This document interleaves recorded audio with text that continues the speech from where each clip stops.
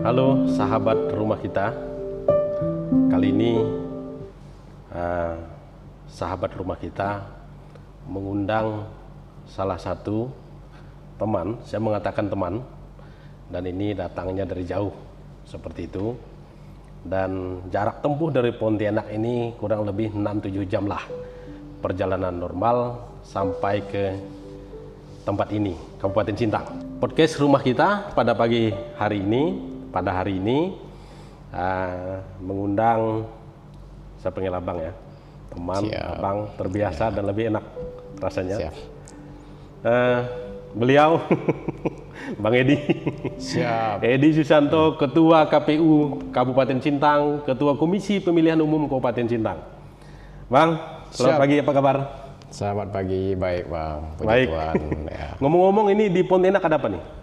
Kami pada tanggal 30, 31, tanggal 1, 2, dan 3 hari ini ada kegiatan dalam rangka mendampingi pemeriksaan kesehatan pasangan calon bupati dan wakil bupati yang mendaftar ke KPU Sintang. Sudah selesai? Sudah selesai, tinggal ambil hasilnya hari ini. Oke. Ya, itu sedikit pengantar ya teman-teman ya, sahabat rumah kita. Kita akan banyak pertanyaan dengan Bang Edi seputar tentu terkait dengan pemilu yang beberapa bulan lalu telah kita lewati, dan yang teranjar lagi kita akan menghadapi pilkada ya 2024. Bang Edi, saya senyum-senyum kalau udah lihat Bang Edi. Ngapa saya senyum-senyum? Karena 0202 ya. 0202 ini kan viral se-Indonesia. 0202 kan TPS 02, TPS 02. Baik. Ngapa sih Bang Edi kok sampai memikul ya? Menggendong kotak suara sendiri. Bisa diceritakan Bang, dibagi dengan kita. Baik, yang pertama saya mengucapkan terima kasih yang setulus-tulusnya kepada RYTP, kepada program acara Sahabat Rumah Kita yang dipandu oleh Bang Halim bersama kru yang bekerja. Terima kasih sudah diundang di gedung, di tempat yang terhormat ini di RYTP.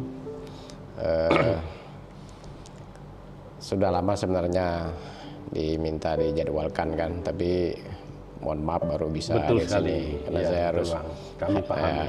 Kemudian terkait dengan pemilu 2024, terkait dengan mikul kotak deh ya. Nah, itu.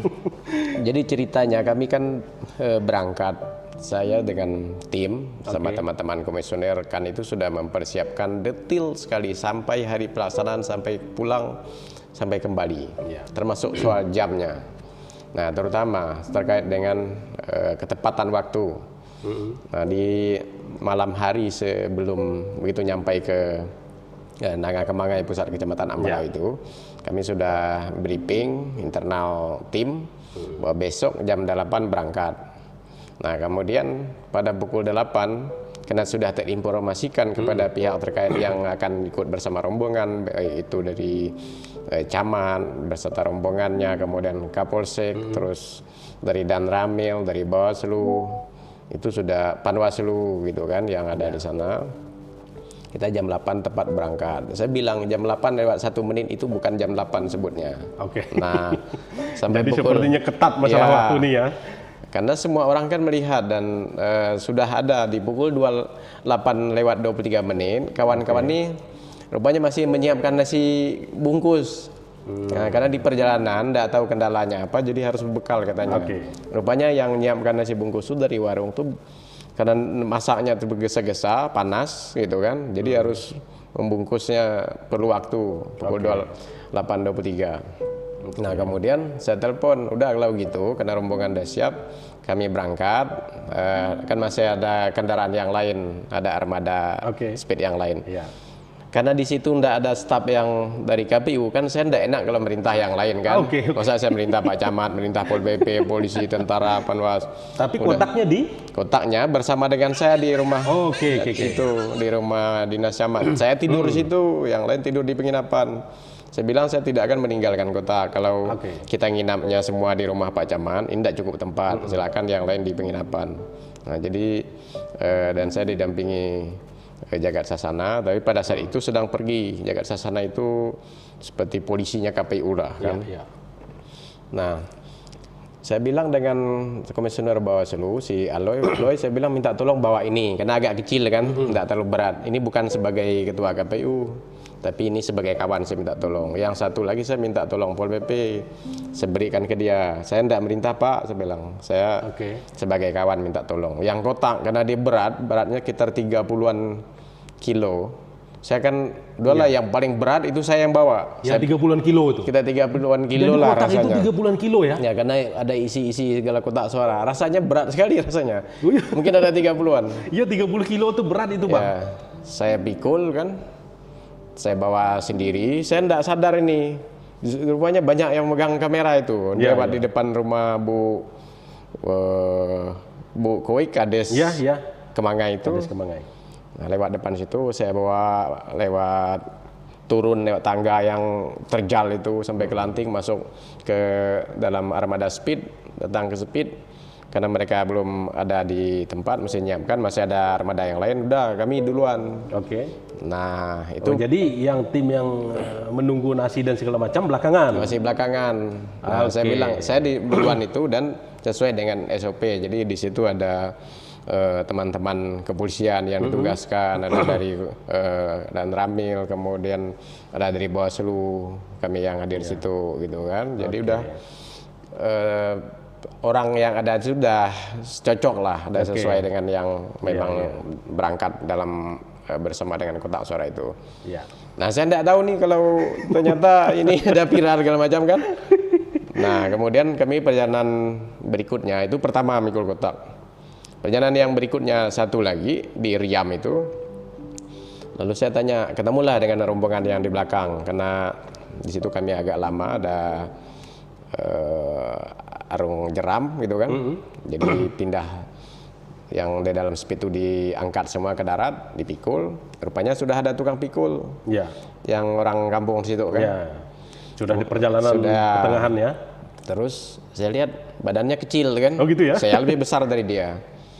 Nah, saya saya pikul lagi, Pak, saya bantu dulu Pak, sambil saya cari keringat, saya bilang, ini pekerjaan saya masa kecil dulu. Nah, sudah mikul, saya lihat, dan rasanya mampu, saya masih sehat karena malamnya cukup istirahat. Nah, udahlah saya pikul semampu saya, ada teman-teman jurnalis juga memfoto saya lagi, saya ngangkat, semampu saya tuh ada mungkin hampir 1 kilo lah saya mikul kan. Bapak tuh bilang yang ditugaskan mikul, udah Pak nanti saya mikul, kasihan katanya. Tidak apa-apa Pak, saya itu waktu di Riam ya? Ya, di Riam lewat kayak bukit gitu kan, jalannya licin. Karena sampan kan ditarik lewat air ya. Terus tim yang lain jalan lewat darat begitu ya, ke hulunya gitu ya. Enggak, memang semua jalan kaki. Karena memang semua jalan kaki sudah. Ada jalur darat, jalur airnya tidak ada. Oh jadi sudah putus ya? Ya dari Menantak ke DME-nya, ke Poso. Ke Posoknya ya. Jadi lewat hutan, kemudian jalannya tanjakan, naik bukit gitu, lalu berlumpur. Jadi yang jalan kaki ini dari Menantak, dari mana? Dari Ukai. Dari Ukai ke Menantak. Ke Menantak. Kemudian Menantak jalan kaki lagi, ke Posok. Speed lagi, lalu naik. Lagi. Ya kan, darat lagi sampai ke Posok, jalan kaki lagi. Ya, itu intinya cerita itu rumit tapi cukup dimengerti bahwa jalan ke sana itu cukup terjal begitulah ya. Tidak semudah, tidak segampang yang dibayangkan. Dan 02 ini viral, dan kemarin waktu sidang di MK memang cukup terkenal ya begitu ya. Kecamatan Serawai dan Ambalau itu terkenal, Kabupaten Sintang, dan kalau teman-teman mau tahu, dan Ketua KPU Sintang Bang Edi. Nah itu kenapa alasan kita mengundang Bang Edi untuk hadir di sini. Kita mau lihat supaya yang dilihat oleh mata, didengar oleh telinga itu ada cerita lain di balik itu. Di balik mikul kotak itu begitu rupanya cerita di balik layarnya. Ini bukan pencitraan ya. Ya, jadi bukan pencitraan. Jadi saya kan melihat itu Bang. Saya lihat foto itu sudah tersebar di banyak grup. Saya lihat lagi. ini siapa ini? Apa saya nggak salah lihat ini? Ini kan Bang Edi ini. Ketua KPU Sintang, benar ini. Cuman saya kan WA Abang sudah nggak masuk ya. Tanggal 26 Sinyal itu. saya pergi kan dari Ambalau tuh sampai ke tanggal 30 itu nggak ada sinyal saya, ya. Sehingga kita pun kita komunikasi di redaksi buat beritanya karena ini Ketua KPU pasti ini banyak nilai positif dan balik ini, dan ternyata memang terbukti demikian. Itu tadi cerita dari Bang Edi, Ketua KPU Sintang, terkait dengan bagaimana peran beliau ikut memikul kotak itu ya. Apalagi sih cerita yang belum semua diketahui oleh publik, katakanlah begitu, di balik itu semua dalam perjalanan ini dulu sampai ke DME, karena DME ternyata lebih seksi dari TPS 2 atau TPS 02 di Tekungai. Ternyata pengamanan helikopter mau ke DME, terus ada Ketua KPU ke DME, terus Kapolres Sintang ke desa DME juga. Ini nampaknya seksi, ngapa nih? Kami sangat berharap pada saat itu tidak ada PSU di Sintang, baik itu PSU oleh Rekom dari lembaga Bawaslu misalnya, atau dari KPU itu sendiri, maupun dari MK. Nah, ternyata ada 2 TPS akhirnya yang harus dilaksanakan PSU, pemungutan suara ulang. Nah, ternyata yang PSU itu ada 1 TPS yang paling jauh itu DME, lebih murah dari Sintang ke Jakarta daripada Sintang ke DME itu. Karena mau ke DME itu melewati Kabupaten Melawi, kemudian lewat kendaraan darat pakai mobil dari Sintang ke Nangapino, ibu kota Kabupaten Melawi itu pakai mobil sekitar 1,5 jam. Kemudian naik speed 40 yaitu ke Kemangai, itu sekitar 5 sampai 6 jam.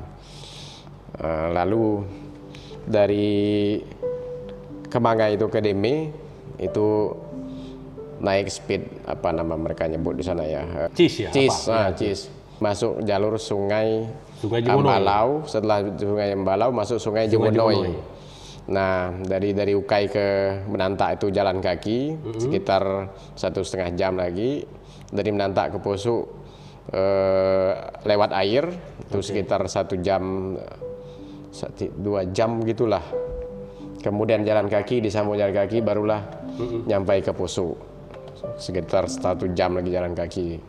Dari Poso pakai Cis itu sekitar 1 jam lebih, barulah nyampe ke DME. Jadi hari itu kan saya lihat berangkat pagi ya. Nah, kita monitor berangkat pagi. Jam berapa sampai di DME hari itu? Jadi tanggal 26 itu jam 8 berangkat dari Sintang ke Pino, kemudian sampai ke Kemangai itu sekitar pukul 17 sore atau jam 5 sore. Jam 5 sore ya, dari berangkat jam 8 ya. Kemudian tidak memungkinkan untuk lanjut, kami bermalam dulu. Besoknya yang jam 8 itu, yang tanggal 27 itu lanjut, kemudian datang ke DME itu pukul 9 malam. Pukul 9 malam ya? Dari pagi dari kota kecamatan. Ya, perjalanannya cukup menantang gitu ya. Serasa kita berada di planet lain, seandainya pernah di planet lain. Tidak ada sinyal, tidak ada arus informasi, yang dilihat itu hutan, kondisi alam yang masih asli, tetapi ya kondisi penduduknya mereka jauh dari akses informasi. Di sana banyak ikan semah. Saya membayangkan kalau mereka dapat ikan semah banyak dengan harga yang mahal, mereka jual, kemampuan mereka memikul, karena semua yang masuk itu dipikul. Juga tidak bisa mereka menjual ke luar gitu, karena ketidakmampuan hanya mengandalkan dipikul. Tidak ada alat transportasi lain. Dan ini baru pertama kali Bang Edi ke sana ya? Baru pertama kali saya ke sana. Kalau ke Kemangainya sudah pernah? Kemangai itu udah sering lah. Sudah sering ya? Mungkin ada 10 kali lah sebelumnya. 10 kali. Nah, karena dengar-dengar keluarga juga orang Kemangai ya? Iya, jadi istri saya itu orang, bapak mertua itu orang Penagasan dalam Serawai. Ya, jadi keluarga besar sebetulnya Dayak Udanom yang di Serawai Ambalau itu. Jadi Bang Edi juga bagian dari warga Serawai Ambalau begitu ya. Jadi kemarin lengkaplah pengalaman sudah. Jadi sampai ke ujung sungai Ambalau, merasakan juga sebagai pejabat di Kabupaten Sintang dan ikut merasakan realitas yang dihadapi oleh masyarakat di sana. Sulit ya Bang kalau di secara ekonomi ya? Hidupnya sulit sekali. Jadi mereka tidak tersentuh oleh hampir tidak tersentuh oleh pembangunan, terutama akses transportasi jalan, kemudian arus komunikasi, mereka tidak tersentuh sama sekali. Dan mereka turun, saya ini udah bisa berenang sebelum saya masuk SD. Tapi dengan posisi jalan yang seperti itu, rasanya itu bertaruh nyawa. Kalau terlalu besar airnya pas masa pasang itu tidak bisa dilewati, terlalu kecil juga tidak bisa dilalui.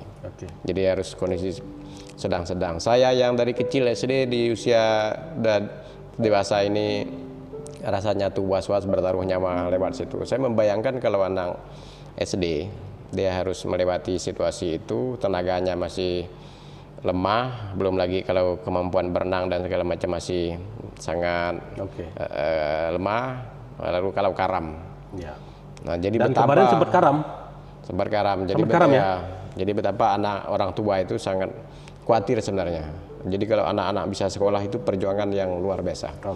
Saya meneteskan air mata pertama lewati itu, karena saya membayangkan, aduh betapa sulitnya kehidupan mereka yang seperti itu. Betul saya menangis, saya lihat kiri kanan, mudah-mudahan tidak ada yang lihat, tapi saya menceritakan ini ya Pak. Jadi saya berharap siapapun pemangku kepentingan yang bisa punya akses untuk membantu mereka, jadi orang deme dan masih banyak deme-deme yang lain, supaya mereka itu bisa diberi perhatian, supaya juga merasakan sebagai anak bangsa yang diberi perhatian, punya akses seperti yang didapatkan oleh anak-anak yang lain di negeri ini. Terima kasih Bang Edi, Ketua KPU Sintang, menaruh perhatian. Beliau memang penyelenggara pemilu, tetapi ada sentuhan hati yang juga itu turut menyuarakan fakta itu ya, dan itu fakta, memang begitulah keadaannya di daerah perhuluan yang patut menjadi perhatian semua pihak. Dan memang saya lihat kan karam ya, sampan yang kalian tumpang. Bahkan beberapa peralatan teman-teman jurnalis kan hilang.